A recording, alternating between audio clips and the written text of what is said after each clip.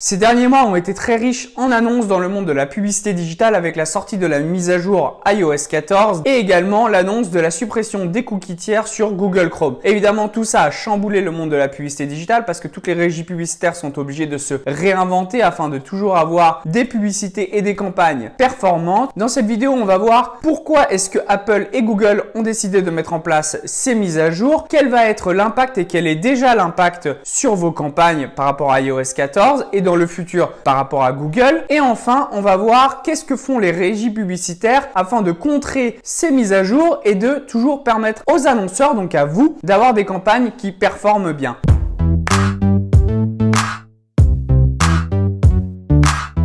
L'explication qu'Apple a donnée par rapport à cette mise à jour iOS 14, c'est tout simplement qu'ils veulent laisser le choix aux utilisateurs d'être traqués ou non par les régies publicitaires quand ils cliquent sur une publicité et qu'ils vont ensuite sur les sites internet ou sur les applications mobiles. Derrière ça, moi, mon avis, c'est qu'ils veulent évidemment créer un environnement hyper sain parce que ces derniers temps, on a énormément entendu parler de la vie privée dans le digital, etc.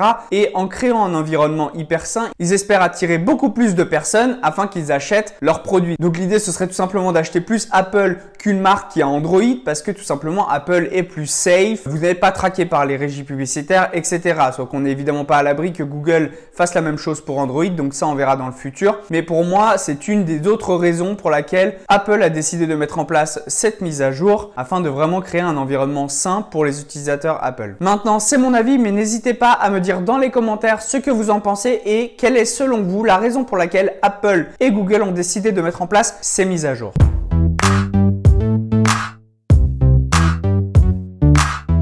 Comme je disais, cette mise à jour iOS 14 a évidemment mis un gros coup de pression aux régies publicitaires. Mais du coup, quel est vraiment l'impact de cette mise à jour sur vos campagnes publicitaires? Eh bien, tout simplement, quand un utilisateur va ouvrir une application mobile après avoir fait la mise à jour, donc ça marche sur toutes les applications mobiles, mais également du coup sur les sites internet, on va lui demander s'il souhaite ou non être traqué par les régies publicitaires afin qu'on puisse voir ce qu'ils font sur le site internet, s'ils achètent ou non, si ils ajoutent au panier, etc. Toutes ces informations-là, on ne pourra pas les avoir si la personne elle dit non au message d'Apple qui lui demande son consentement. Du coup, l'impact que ça va avoir sur vos campagnes, c'est que tout simplement vous aurez beaucoup moins de conversions qui vont remonter dans votre gestionnaire de publicité. Vous allez tout simplement voir moins d'achats, moins d'ajouts au panier, moins de vues de page de destination. Toutes ces choses-là, il y en aura moins. Pourquoi? Tout simplement parce que toutes les personnes qui ont dit non à la bannière d'Apple qui vous demande votre consentement ne pourront pas apparaître dans ces données directement dans le reporting de votre gestionnaire de publicité. Donc du coup, l'algorithme derrière, il aura beaucoup moins d'éléments pour pouvoir bien optimiser votre campagne parce qu'il lui faut un minimum de conversion pour pouvoir comprendre quel est le profil de personnes entre guillemets qui achètent, qui convertissent. Alors on parle pas uniquement de e-commerce, ça peut valoir également pour la génération de leads, etc.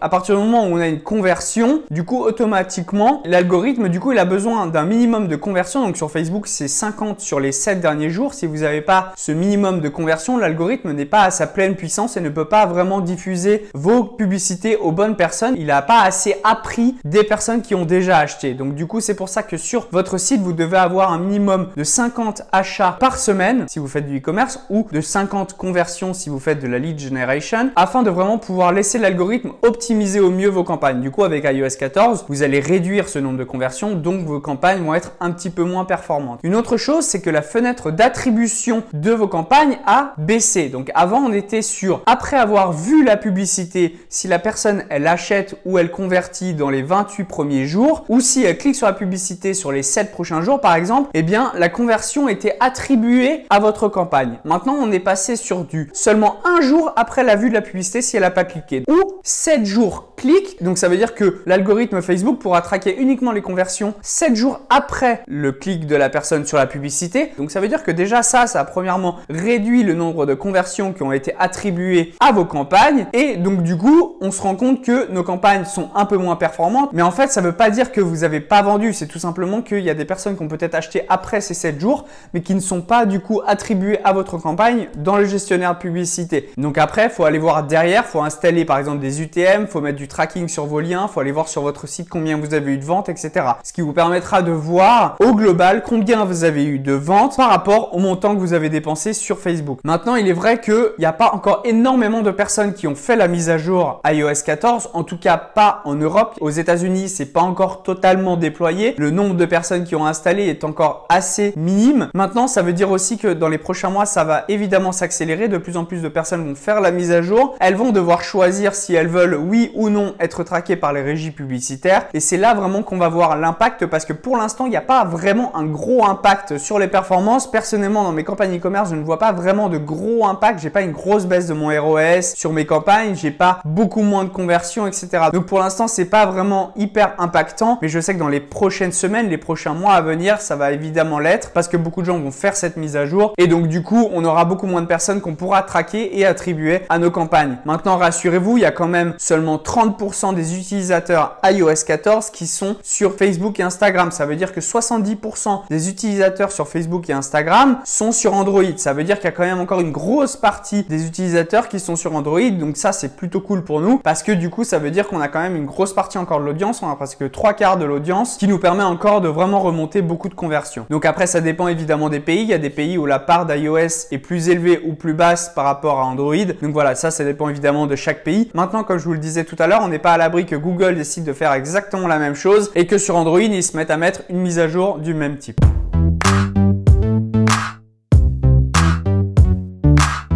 Si vous suivez les actualités de la publicité en ligne, vous n'êtes pas sans savoir que Google a décidé d'enlever totalement les cookies tiers, donc les cookies publicitaires sur Google Chrome. Maintenant, pour vous expliquer rapidement, vous avez plusieurs sortes de cookies sur les sites internet. Vous avez les cookies qui sont là pour le bon fonctionnement du site, mais vous avez également les cookies, ce qu'on appelle les cookies tiers, qui sont les cookies publicitaires. Donc dans les cookies tiers, il n'y a pas que les cookies publicitaires, mais les cookies publicitaires en font partie. Et si vous n'activez pas les cookies publicitaires, les régies publicitaires comme Facebook, Instagram, Pinterest, Snapchat, toutes les plateformes digitales, Teads, toutes les publicités sur les sites internet, etc. Toutes ces plateformes-là ne peuvent pas traquer ce que fait l'utilisateur sur le site internet. Donc ça passe évidemment tout simplement par le pixel. Et donc du coup, si vous n'avez pas les cookies tiers, les cookies publicitaires qui sont activés, vous ne pouvez pas traquer ces personnes-là. Et donc du coup, ce qu'a annoncé Google, c'est qu'ils veulent totalement enlever les cookies publicitaires, les cookies tiers sur le navigateur Google Chrome. Donc c'est comme si vous étiez en navigation privée tout le temps. Et donc évidemment, ça c'est un énorme changement dans le monde de la publicité digitale. Toutes les régies publicitaires sont en train de se préparer à ça afin de vraiment pouvoir continuer à avoir des campagnes qualitatives qui vous permettent vraiment de pouvoir avoir des résultats et que ça vaille encore le coup de faire de la publicité sur toutes ces plateformes digitales. Maintenant, la mise à jour arrive seulement en 2022, donc pour l'instant, on a encore le temps, mais toutes les régies publicitaires sont en train de se préparer parce que ça va arriver beaucoup plus vite qu'on ne le pense. C'est comme iOS 14. Toutes les personnes se disaient oui, ça va arriver plus tard, mais en fait, d'un coup, boum, ils ont décidé de lâcher la mise à jour et donc du coup, on s'est retrouvé dans le rush à devoir faire toutes les mises à jour sur le Business Manager, etc. pour pouvoir vraiment être encore efficace au niveau de nos campagnes. Maintenant, les cookies publicitaires, c'est encore tout autre chose parce que iOS 14, comme je l'expliquais, si la personne, elle dit oui ou non au tracking, on va pouvoir la traquer ou non. Si on peut la traquer, donc si la personne, elle dit oui, mais que les cookies ont disparu, on pourra quand même pas la traquer. Donc du coup, c'est ça le problème auquel les plateformes publicitaires sont confrontées en ce moment, c'est vraiment trouver un moyen de pouvoir encore créer des audiences qualitatives, faire du retargeting, toutes ces audiences qualitatives, que l'algorithme puisse bien optimiser les campagnes. Tout ça, ce sont des choses que les régies publicitaires ont évidemment peur parce que le but de la publicité digitale, c'est de pouvoir cibler de manière précise des personnes, de pouvoir faire du retargeting, de pouvoir apprendre des personnes qui ont déjà acheté sur votre site pour aller chercher des personnes similaires à ces acheteurs. Toutes ces choses-là sont remises en question à cause de la disparition des cookies parce que je le rappelle, 70% des utilisateurs d'Internet en France utilisent Google Chrome. Ça veut dire que vous avez 70% des gens qui vont sur Internet, qui passent par Google Chrome et donc du coup, qui sont potentiellement du coup plus traquables à cause du fait que les cookies tiers vont disparaître et donc du coup, ça va avoir un énorme impact sur les campagnes de publicité et donc les régies publicitaires cherchent un moyen de contrer ça.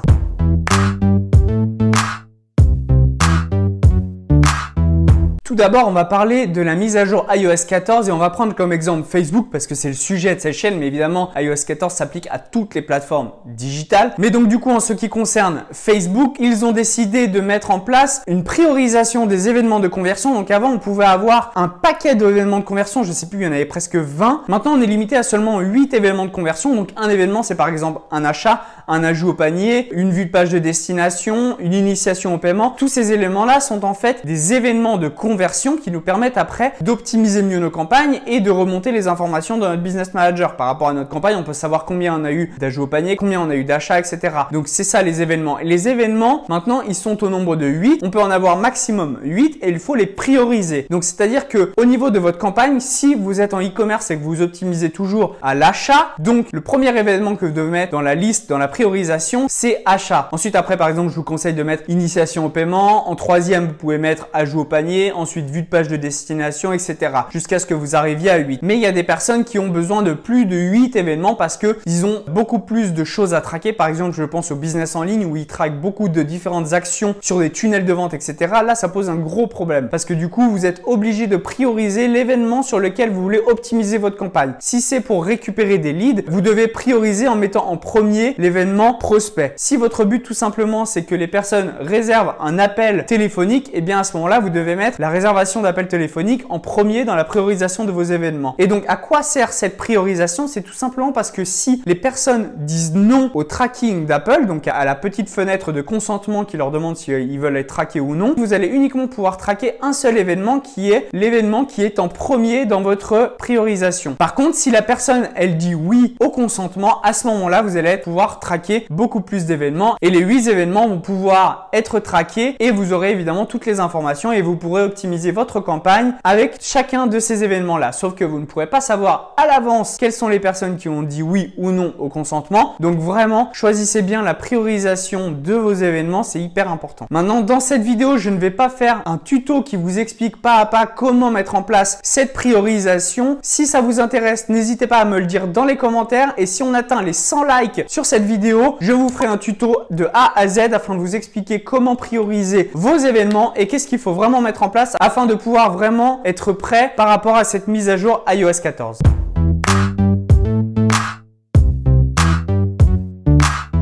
Maintenant, parlons un peu de Google et la mise à jour de Google Chrome dans laquelle les cookies tiers, donc les cookies publicitaires, vont disparaître. Beaucoup de plateformes sont en train de se demander comment est-ce qu'elles vont faire par rapport à cette mise à jour-là parce que comme je disais tout à l'heure, évidemment, ça nous enlève tout tracking parce que tous les trackings de ce que les personnes faisaient sur les sites étaient dépendants du fait que les personnes acceptent ou non les cookies publicitaires. Donc du coup, maintenant qu'ils vont disparaître sur Chrome, les régies publicitaires se demandent comment est-ce qu'elles vont faire. Donc si on prend l'exemple de Teads qui eux ont déjà dévoilé comment est-ce qu'ils allaient faire dans ce monde sans cookies tiers. Ils ont déjà leur plateforme qui est fonctionnelle sans cookies tiers, donc vous pouvez déjà faire de la publicité sur leur plateforme sans avoir besoin que les personnes acceptent ou non les cookies parce qu'ils prévoient déjà bien en avance de vraiment pouvoir avoir de la publicité sans les cookies et vraiment pouvoir optimiser leur plateforme afin qu'elle soit vraiment hyper performante au moment où la mise à jour de Google Chrome sera en ligne et donc du coup ils s'y préparent bien en avance. Facebook, eux, ont décidé de passer par des API, donc tout simplement